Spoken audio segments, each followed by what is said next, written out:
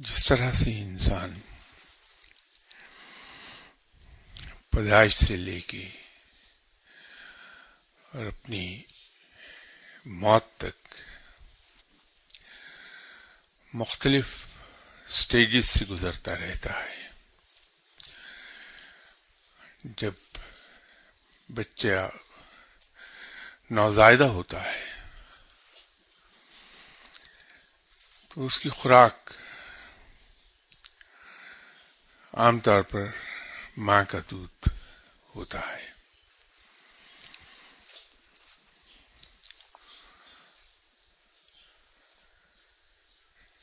جب وہ 2 سال کا ہو جائے تو ماں اپنی تمام تر محبت اور چاہت کے باوجود اسے سیمی سالڈ فوڈ پر لگا دیتی ہے اور دودھ پلانا بند کر دیتی ہے. اگر جب بچہ اس کو ریزسٹ کرتا ہے، ضد کرتا ہے، لیکن ماں اتنے محبت کرنے کے باوجود اسے پھر دودھ نہیں پلاتی. جب بچہ لڑکپن میں داخل ہوتا ہے تو اس کی خوراک بدل جاتی ہے اور اسے زیادہ نورشنگ فوڈ چاہیے. جوانی میں اس کی خوراک بڑھ جاتی ہے، اس کی کیلریز انٹیک وہ بڑھ جاتی ہے. وہی جوان جو جوانی میں دن میں 6 مرتبہ بھی کھانا کھا لیتا ہے، پھر ایک وقت آتا ہے کہ وہ 2 وقت سے زیادہ کھانا نہیں کھا سکتا اور آخر عمر میں اس کی خوراک بہت ہی کم رہ جاتی ہے. یہ تو انسان کے مادی جسم کی بات ہے. روحانی کیفیات بھی کچھ اسی طرح کی ہیں کہ جب انسان روحانیت کی طرف قدم بڑھاتا ہے تو اسے بچے کی طرح ماں کے دودھ کی ضرورت ہوتی ہے. کہ جس طرح ماں کا دودھ بہت لائٹ ہوتا ہے، زود ہضم ہوتا ہے، لیکن اس میں طاقت زیادہ ہوتی ہے.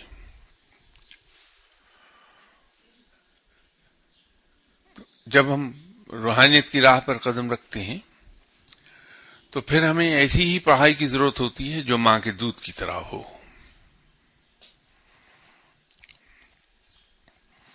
جو انسان کا روحانی کی راہ پہ سفر آگے بڑھتا ہے تو پھر اس کے لیے پڑھائیاں اوپر کے درجے کی شروع ہو جاتی ہیں. یہ بدعات اس کے اوپر کے درجے کی شروع ہو جاتی ہیں.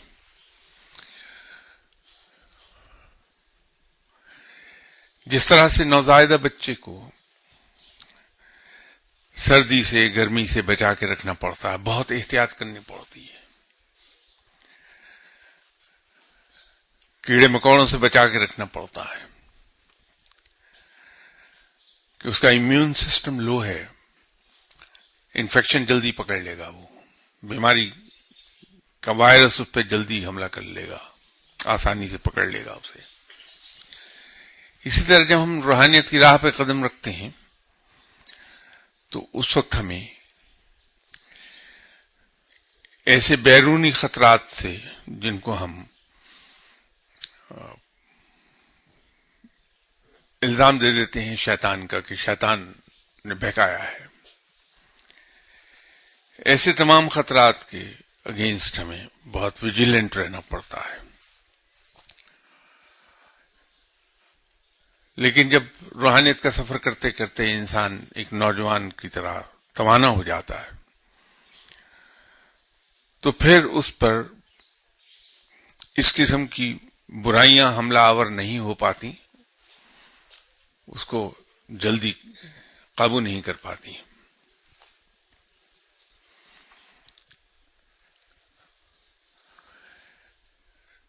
ہم لوگ کتابیں پڑھتے ہیں. جناب حضرت پیران پیر غوث اعظم دستگیر صاحب کی لکھی ہوئی کتاب، اس میں پڑھائیوں کا ذکر ہے، وظائف کا ذکر ہے، تسبیحات کا ذکر ہے، عبادات کا ذکر ہے. ہم وہ پڑھنا چاہتے ہیں، وہ عبادات ہم کرنا چاہتے ہیں.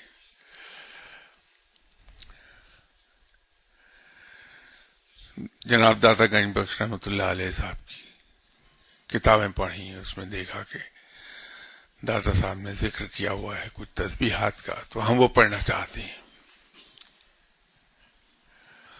اسی طرح اور بزرگان دین. لیکن ہم بھول جاتے ہیں ایک بات کہ ہم نوزائیدہ بچے کی طرح ہیں، جہاں ہمیں بہت ہی نرم خوراک چاہیے، زود ہضم خوراک چاہیے، لیکن ایسی خوراک جو زود ہضم تو ہو لیکن اس میں طاقت زیادہ ہو. وہ جو تسبیحات بتائی ہیں وہ تو یوں سمجھ لیجئے کہ ایک 30-35 سالہ کڑیل جوان کی خوراک ہے وہ.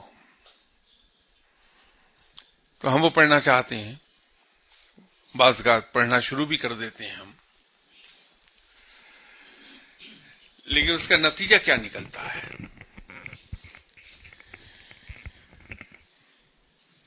کہ ہم حیران اور پریشان پھرتے ہیں کہ یہ کیا ہو رہا ہے. اسی طرح اگر کسی نے اپنی کتاب میں لکھ دیا کہ صاحب یہ وظائف پڑھ لیجئے، یا اس نے صرف علم کی خاطر یہ بتا دیا کہ انسان کی روح کی ماہیت ایک دوسرے سے نہیں ملتی ہے، عبادات انسان کی روح کی طاقت کے مطابق کی جانی چاہیے، اس کے مطابقت سے، تو ہم یہ کہتے ہیں کہ ہم روح سے مطابقت رکھتا ہوا لفظ ابھی سے پڑھنا شروع کر دیں. تو یہ ممکن نہیں ہے کہ ہم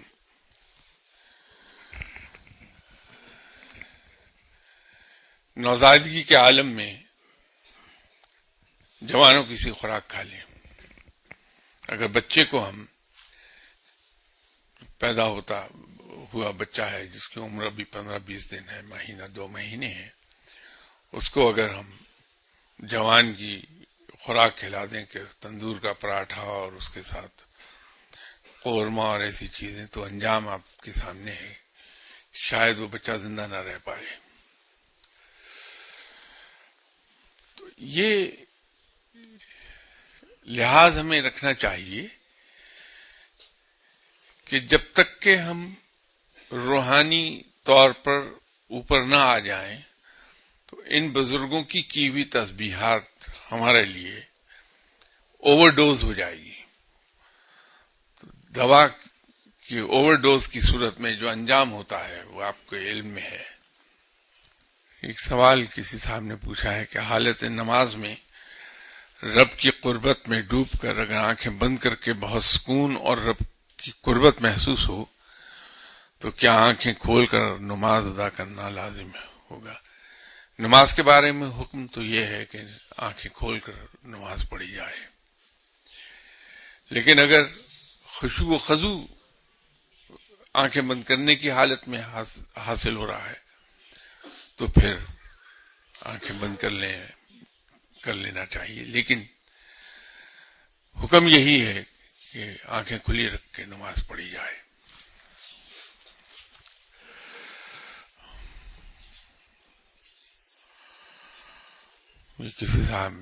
کسی نے اپنے یہ دعا کا کہا ہے، میں ہمیشہ ایک کوشش کرتا ہوں کہ عرض کر دوں، اسی لیے میں سوال لکھنے والوں کے نام نہیں کبھی پڑھتا. انسان کا احترام بڑی ضروری چیز ہے. میں یہ سمجھتا ہوں، ہو سکتا غلط ہو، کہ اگر مجھ جیسا انسان ہی مجھے دعا کے لیے کہہ رہا ہے اور اس انسان کی پریشانی کو میں پبلکلی بیان کر دوں یا اس کا حل پبلکلی عرض کر دوں، تو میرے نزدیک یہ انسان کی توہین ہے. تو میں اسی لیے ہمیشہ ایک عرض کرتا رہتا ہوں کہ ذاتی معاملات پبلکلی بیان نہ کیجیے، یہ انسان کے لیے مناسب نہیں ہے. میں حاضر ہوں، اپنے پریشانیاں اگر آپ مجھے علیحدگی میں عرض فرما دیں گے تو میں ضرور اس کے لیے دعا کر دوں گا. اور میرے نظریے کے مطابق یہ سنت رب ہے کہ انسان کی باتوں کو چھپا لیا جائے. تو جو صاحب آتے ہیں میرے پاس، ان کے تمام باتوں کو وہ میری ذات تک ہی میں رکھنے کی کوشش کرتا ہوں تاکہ کسی کے بارے میں کسی کو پتہ نہ چلے. تو یہ اپنی ذاتی پریشانی آپ مجھے علیحدگی میں بتا دیجیے، میں ضرور دعا کر دوں گا. یہ سوال کہ کیا روحانی دنیا میں کسی ولی اللہ کو یہ حکم بھی دیا جاتا ہے کہ اپنے تمام روحانی مشاہدات و واردات کو لوگوں کی رہنمائی کے لیے کھول کر بیان کر دے؟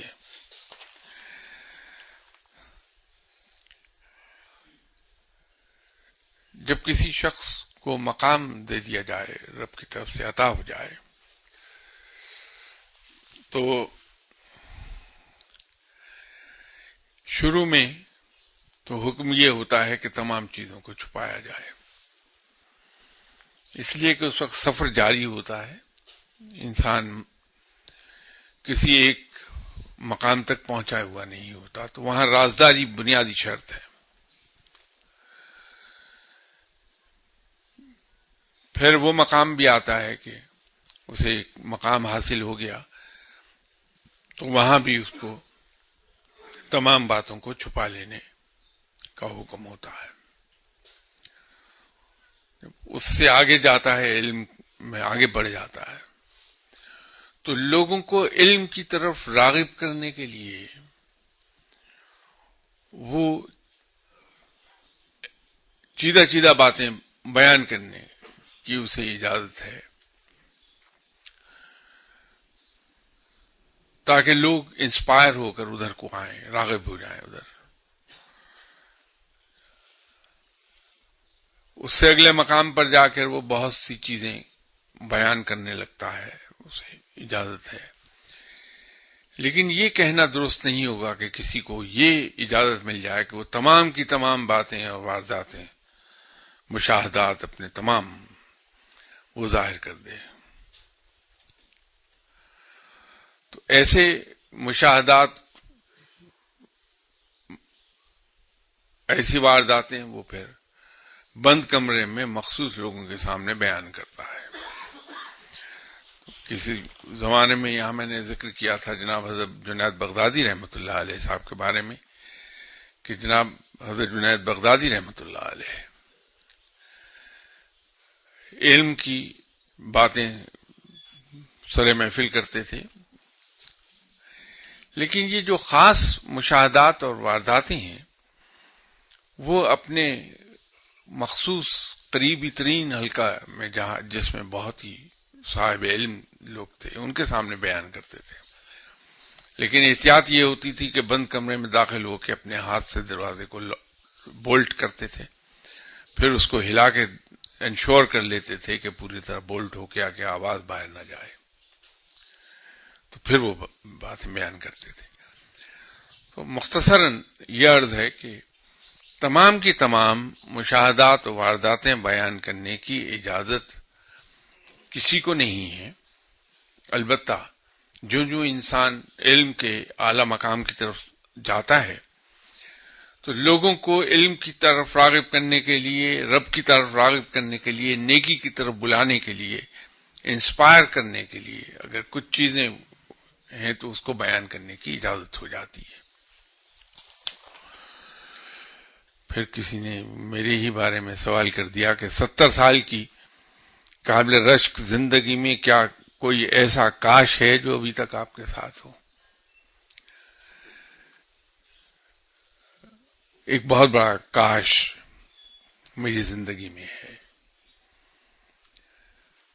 اور وہ یہ ہے کہ کاش میں کوئی اچھا انسان ہوتا، نیک آدمی ہوتا.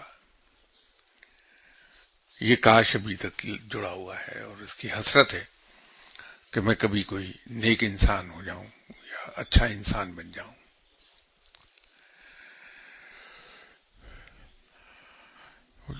دوسرا سوال بھی، اس سے اگلا سوال بھی میرے ہی بارے میں ہے کہ وہ لمحہ جب آپ کو کشف عطا ہوا اس وقت محسوسات کیا تھے؟ تب آپ کی عمر کتنی تھی؟ اراؤنڈ 40.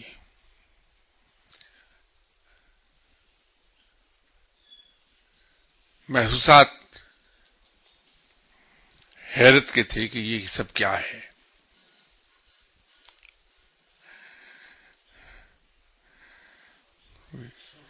اگلا سوال یہ ہے کہ کبھی ایسا ہوا کہ کشف رک گیا ہو؟ اور ایسے فیزز کتنی بار آئے؟ سب سے طویل فیز یہ سب کے ساتھ ہوتا ہے. یہ رب کی رحمت ہے کہ درمیان میں بریک آ جائے. ہوتا یہ ہے کہ انسان کمزور ہے اور نفس اس کا سر اٹھاتا ہی رہتا ہے. ہوتا یہ ہے کہ اگر کوئی صاحب علم ایسے مقام پر آ گیا جہاں اسے رب تعالی چیزیں دکھاتا ہے، یہ جملہ بہت ہی قابل غور ہے کہ رب تعالی چیزیں دکھاتا ہے. وہ انسان دیکھتا نہیں، اس لیے کہ انسان کی تو قدرت ہی کچھ نہیں ہے. انسان کی حیثیت کیا؟ یہ صرف رب ہے جو اس پر رحمت کرتا ہے، اس پہ مہربانی فرماتا ہے، تو ایک مخصوص حد تک ایسے شخص کو وہ اپنی قدرت میں جھانکنے کی اجازت عطا کر دیتا ہے، اپنے کارخانے قدرت میں جھانکنے کی اجازت مرامت کر دیتا ہے.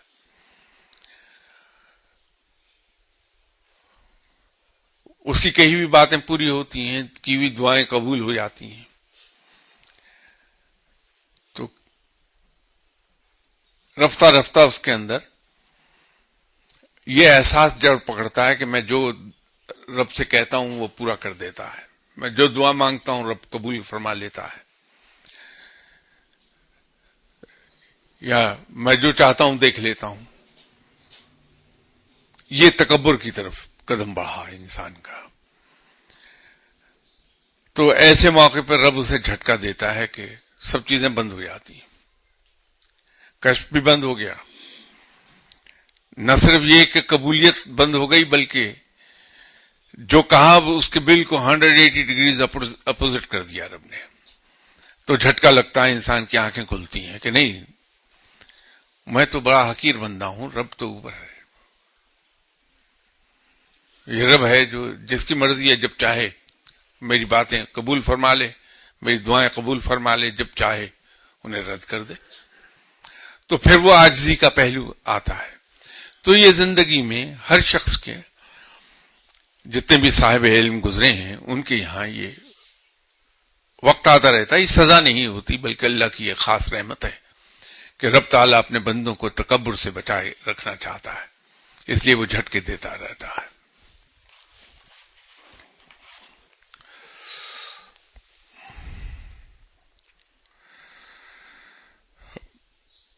اگلے سوال کا تو جواب میں اپنی اسی بات میں دے چکا کہ وقتی طور پر کشف کی صلاحیت سلب ہونے سے کیا اس کی وجہ سمجھ آ جاتی ہے، وہ تو میں نے عرض کر دی. سنا ہے کچھ لوگوں سے ان کی کسی بڑی غلطی کی وجہ سے ولایت واپس لے لی گئی. انہوں نے توبہ کی اور کسی بڑے ولی اللہ سے سفارش کرائی تو ولایت واپس مل گئی. کیا ایسا ممکن ہے؟ ہوتا ہے. یہ جو کشف رک جائے، باتیں پوری ہونا بند ہو جائیں، دعا قبول ہونا بند ہو جائے، اس کو علم میں انقباض کہتے ہیں. کسی صاحب علم پر حالت انقباض طاری ہو گئی ہے. تو وہ اصل میں ولایت واپس نہیں لی جاتی، وہاں انقباض آتا ہے. توبہ کر لی، رب تعالیٰ بڑا مہربان ہے، وہ تو اس انتظار میں رہتا ہے کہ کوئی مجھ سے معافی مانگے، مجھ سے میرے سامنے توبہ کرے، میں اس کو فوراً معاف فرما دوں. تو جہاں کسی نے معافی مانگ لی، توبہ کی، اس کی وہ حالت انقباض ختم ہو گئی. اگر کوئی ولی اللہ جذب کی کیفیت میں اپنے روحانی مقام کسی مرید پر منکشف کرتے ہیں تو کیا وہ مرید از راہ محبت اپنے کسی پیر بھائی سے اس کا تذکرہ کر سکتے ہیں یا دوسروں کو اپنے شیخ کے مقام میں بتا سکتے ہیں؟ کوئی حرج نہیں.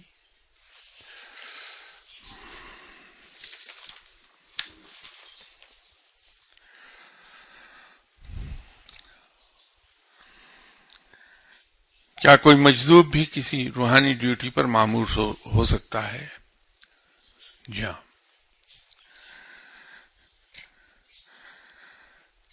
اگلا انہوں نے سوال کیا ہے کہ کیا ایک غوث مجذوب ہو سکتا ہے یا ہمیشہ سالک ہی غوث کے مقام تک پہنچتا ہے؟ سالک ہوتا ہے، لیکن جو صاحب علم لوگ ہیں، اولیاء اکرام ہیں،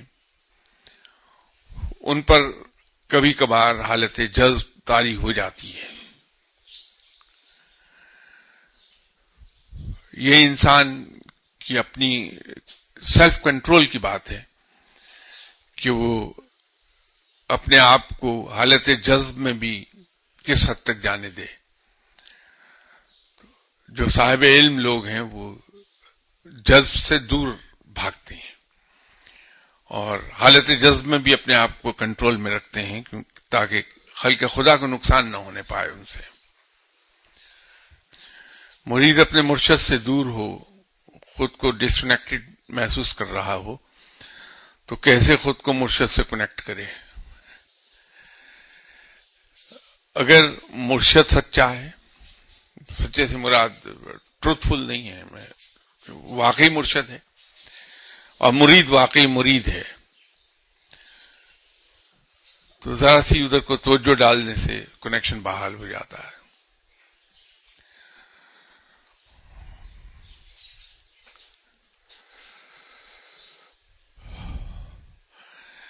اگلا انہوں نے سوال پوچھا کہ کبھی مرید ہر لمحہ اپنے مرشد کامل کی خوشبو اور توجہ محسوس کرتا ہے تو کبھی اس خوشبو اور توجہ کے لیے اسے کئی دن انتظار کرنا پڑتا ہے.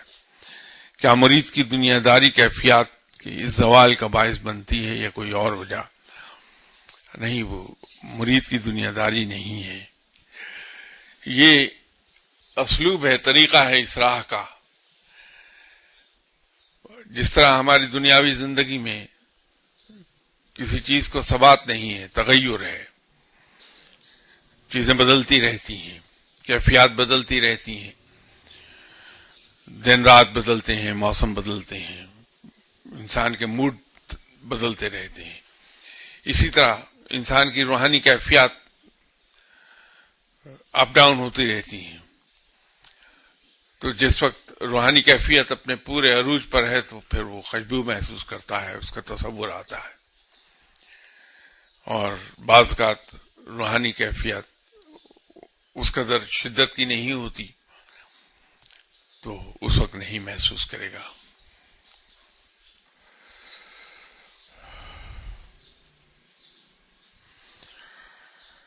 کیا اولیاء اکرام کو ٹرمز اینڈ کنڈیشنز کے ساتھ تصرفات عطا کیے جاتے ہیں اور اف اینڈ بٹس کے ساتھ انہیں استعمال کرنے کی اجازت ہوتی ہے یا وہ جیسے چاہیں انہیں استعمال کر سکتے ہیں؟ جو اختیار تفویض کر دیا گیا، انسان اسے استعمال تو کر سکتا ہے، مس یوز کر سکتا ہے، ابیوز کر سکتا ہے، لیکن اس کی سزا ہے. کوئی ولی اللہ کبھی آپ کو بد دعا نہیں دے گا. جو سالک ہے وہ بد دعا نہیں دیتا کہ بد دعا دینے کی اجازت نہیں ہے، لیکن مجذوب جو ہوش و حواس میں نہیں ہے وہ بد دعا نہیں دیتا، لیکن اس کے کہے ہوئے الفاظ پورے ہو جاتے ہیں. اگر اس نے کوئی غلط بات زبان سے نکال دی وہ پوری ہو جائے گی. تو تصرفات جو ہیں اس پر پابندیاں ہیں کہ اس کو خلق خدا کی بہتری کے لیے تو استعمال کیا جا سکتا ہے، لیکن ایسا استعمال جس سے کہ خلق خدا کو نقصان ہو جائے وہ اس کی اجازت نہیں ہے. لیکن اگر کوئی استعمال کرتا ہے تو سزا پاتا ہے، اور بعض کا نام ہی لسٹ سے کٹ جاتا ہے. کیا ہر ولی اللہ اپنے روحانی تصرف کی بدولت مختلف 366 صورتیں اختیار کر سکتا ہے، یا صرف بلند پایا اولیاء اللہ ہی ایسا کر سکتے ہیں؟ یہ ولایت کے مقام پر منحصر ہے. کس مقام پر ہے، اس مقام میں بھی کس درجے پر ہے، ڈگری کا فرق ہے. تو یہ اس سے کورسپونڈ کر جائے گی بات. مذہب میں ریجیڈیٹی اور ایکسٹریمزم سے بچنے کے لیے کیا کیا جائے؟ بہت سمپل بات. اپنے رویوں کو سنت کے مطابق کر لیا جائے. سنت میں نہ ریجیڈیٹی ہے نہ ایکسٹریمزم ہے. تو جب ہمارے رویے سنت کے مطابق ہو جائیں گے تو یہ دونوں چیزیں ہمارے قریب سے بھی نہیں گزریں گی. بابا شاہ جمال صاحب اور بابا موج دریا صاحب کے مزارات پر حاضری کے وقت ان دونوں میں کوئی قدر مشترک محسوس ہوتی ہے، لیکن واضح طور پر سمجھ نہیں آتی. اگر آپ رہنمائی فرما دیں. دونوں کے یہاں جمال ہے. انسان اس جمال کو محسوس کر رہا ہوتا ہے کہ انسان پر رقت طاری ہوتی ہے اور رب کی طرف راغب ہونے کی خواہش بیدار ہونے لگتی ہے. ان دونوں کے یہاں یہ کیفیات ملیں گی، وہاں جمال برستا ہے. بعض اوقات کسی ولی اللہ کے مزار پر حاضری دیں تو وہاں کے مجاور یا ڈیوٹی پر مامور افراد کوئی چیز عطا کر دیتے ہیں، جیسے پھول یا کوئی دستار. اس کا کیا مطلب ہے؟ اس کے بارے میں کہا یہ جاتا ہے کہ وہ صاحب مزار کی طرف سے ہوتی ہے. اگلا سوال یہ ہے کہ کبھی خواہش کے باوجود ہم کسی ولی اللہ کے مزار پر کئی دنوں یا مہینوں تک حاضری کے لیے جا نہیں پاتے. کیا ہمارے اندر کا میلا پن حاضری میں رکاوٹ بن رہا ہوتا ہے، یا وہ ولی اللہ کسی اور وجہ سے ہمیں اپنے پاس آنے سے روک رہے ہوتے ہیں؟ اس کی بہت سی وجوہات ہوتی ہیں. آپ کی روحانی کیفیات، اگر وہ بزرگ اپنی باطنی آنکھ سے یہ دیکھ رہے ہیں کہ زیادہ آئیں گے تو آپ کنٹرول سے باہر ہو جائیں گے، تو آپ کی حاضری رک جائے گی. اگر آپ کی دنیاوی جو ذمہ داریاں ہیں، بچوں کی پرورش ہے، اہل خانہ کے لیے روزگار کی بات ہے، ماں باپ کے حقوق ہیں، رشتہ داروں کے حقوق ہیں، اگر ان کی ادائیگی میں رکاوٹ بن رہی ہے وہ حاضری، تو انسان رک جائے گا اس سے. یہ اس کی بہت سی وجوہات ہیں. اس دنیا میں آنے سے پہلے عالم ارواح میں روحیں رہتی ہیں. کیا دنیاوی رشتوں کی طرح عالم ارواح میں بھی مختلف روحوں کا آپس میں کوئی تعلق یا رشتہ ہوتا ہے؟ میری معلومات کی حد تک نہیں. ہر انسان کی روح نے اپنی تخلیق کے بعد مختلف مشاہدات کیے ہیں، جن میں سے ایک مشاہدہ اور تجربہ یوم الست کا بھی ہے. یہ سب ڈیٹا ہماری روح کی سم میں موجود ہے، اور وہ روح ہمارے دل کی گہرائی میں کہیں موجود ہے. پھر کیا وجہ ہے کہ روح کے ان مشاہدات اور تجربات ہم تک رسائی نہیں حاصل کر پاتے؟ ہمیں کیوں یاد نہیں رہتا؟ ہمیشہ ایسا نہیں ہوتا. ہم میں سے بہت سے لوگوں کو یہ تجربہ ہوا ہوگا کہ کسی بالکل نئی جگہ پر ہم گئے یا کہیں سے بالکل نئی سچویشن سے واسطہ پڑا، ہمیں احساس ہوتا ہے کہ کہیں پہلے اس کیفیت سے میں گزرا ہوں، یا اسے دیکھا ہے میں نے کہیں، یا اس تجربے سے گزرا ہوا لگتا ہوں میں. یہ اکثر و بیشتر ہوتا ہے، یہ وہی چیز ہے. روح جب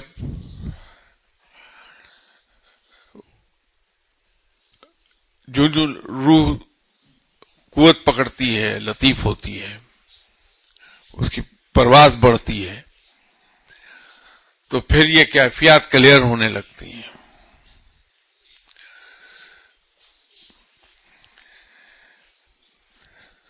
اس میں ڈیٹا ریٹریو کرنے کے لیے ضروری یہ ہے کہ ہم روحانی طور پر اس مقام پر آ جائیں.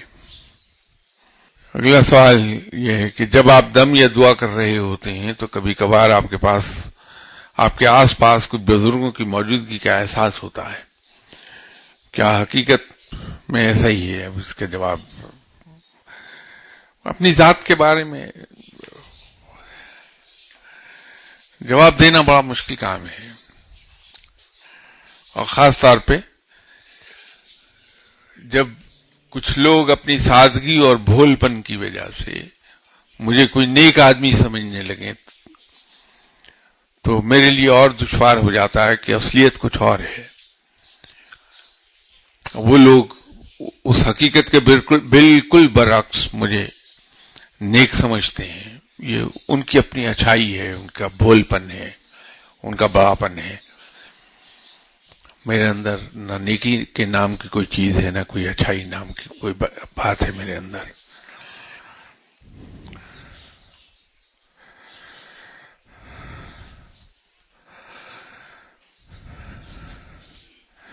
اگلا سوال بھی مجھ سے متعلق ہے. کیا وجہ ہے کہ آپ کے پاس دعا کرانے کے لیے آنے والے انتہائی پر اعتماد، بولڈ اور اعلیٰ عہدوں پر فائز لوگ بھی جب ملاقات کے لیے باہر قطار میں کھڑے ہوتے ہیں تو ان کے دل کی دھڑکن بہت تیز ہو جاتی، پسینے چھوٹ رہے ہوتے ہیں، یوں لگتا ہے جیسے کسی میگنیفائنگ گلاس سے انہیں دیکھا اور پرکھا جا رہا ہو. میں اس سلسلے میں کیا عرض کر سکتا ہوں بھائی؟ یہ وہ لوگ نیک ہیں، اچھے لوگ ہیں.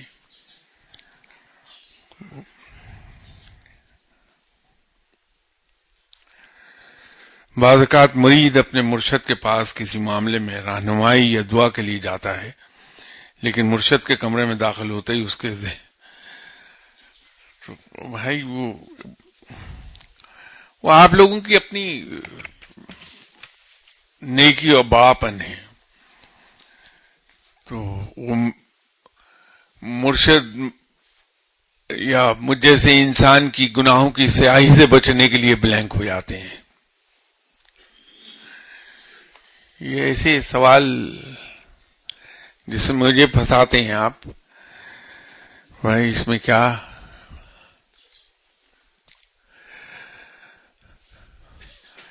نور حق لہر یا دائرے کی شکل میں ہوتا ہے. کیا کوئی نور سنو فال جیسا بھی ہوتا ہے؟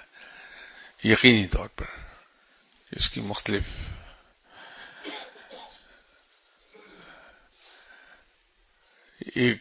یہاں پہ ایک زمانے میں ہم گفتگو کر رہے تھے عالم روحا کے بارے میں، ارواح نہیں، روحا. اس ضمن میں نے ذکر کیا تھا کہ وہ ڈراپلیٹس کی صورت میں برستا ہے، جیسے سنو فال فلیکس کی صورت میں ہوتی ہے، وہ ڈراپلیٹس کی صورت میں ہوتا ہے. تو یہ اس سے عالم روحا سے تعلق ہے اس کا. یوم عرس کی منظر کشی کر دیجئے، آپ کے ذہن میں کیسا نقشہ آتا ہے؟ ابھی آپ ہی نے یہ سوال پوچھا تھا کہ کیا تمام کے تمام اشاعات اور واردات بیان کرنے کی اجازت ہوتی ہے؟ تو میں نے عرض کیا تھا کہ نہیں، تمام نہیں. تو یہ سوال بھی اسی ضمن میں آ جائے گا. تو یہ اگلا سوال ہے کہ یوم عرس کو ہر انسان نے اپنی مرضی سے دنیا میں اپنے دور اور رول کا انتخاب کیا تھا یا انسان پر اسے امپوز کیا گیا؟ انسان کو رب تعالیٰ نے بااختیار کیا، لیکن اتنا نہیں کہ وہ یوم عرض پہ اپنے دور یا اپنے رول کا خود انتخاب کر سکتا۔ یہ رب ہے جو ہر انسان سے اس کے حصے کا کام لیتا ہے۔ اگلا سوال، اللہ تعالیٰ نے فرمایا کہ میری رحمت میرے غضب پر حاوی ہے۔ بے شک، اس میں کوئی شک نہیں، دوزخ غضب کی علامت ہے۔ پھر اس فرمان کے بعد آپ کو کیا لگتا ہے؟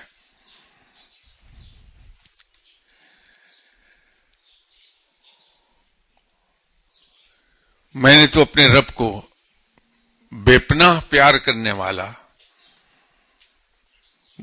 بے پناہ محبت کرنے والا اور حد و حساب سے باہر رحیم و کریم پایا ہے۔ اس کا ایک ثبوت آپ کے سامنے بیٹھا ہے کہ اگر مجھ جیسے انسان کو، گناہگار کو وہ پالتا ہے اور بڑے مزے سے پال رہا ہے، مجھ جیسے گناہگار اور سرکش انسان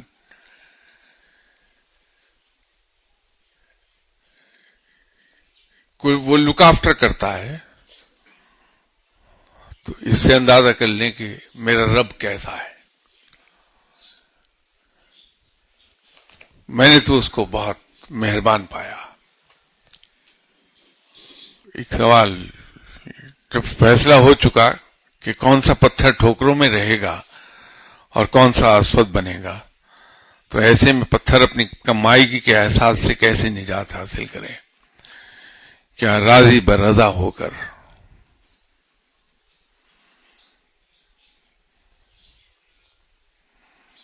آپ نے اکثر دیکھا ہوگا کہ آپ کے گھر کا ملازم جس سے آپ چڑھتے ہیں،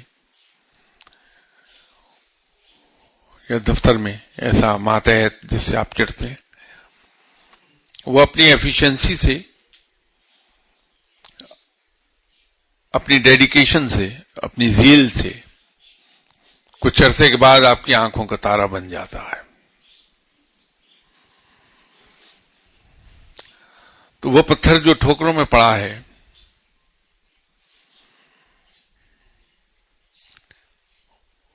وہ پتھر اپنی ماہیت سے، اپنے استعمال سے انسان کے ہاتھ میں بھی آ جاتا ہے۔ تو رب تعالیٰ سے قربت کا سب سے آسان نسخہ ہے غیر مشروط اطاعت اور غیر مشروط بندگی۔ کہتے ہیں ہر انسان کے اندر ایک چھوٹا سا بچہ چھپا ہوتا ہے۔ اپنے اندر کے اس بچے کو سیٹسفائی کرنے کے لیے آپ کیا کرتے ہیں؟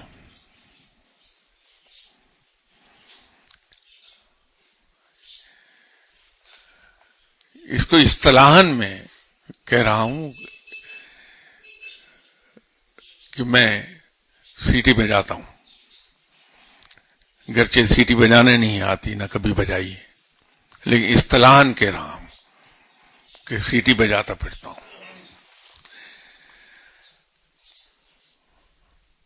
بات یہ ہے کہ ابھی میں عرض کر رہا تھا کہ میں نے اپنے رب کو بڑا مہربان پایا۔ وہ اپنے بندے کی خواہشات کو پورا کر کے خوش ہوتا ہے، اپنے بندے کو پال کے خوش ہوتا ہے، کہ اس کی سنت یہ ہے۔ رب ہے،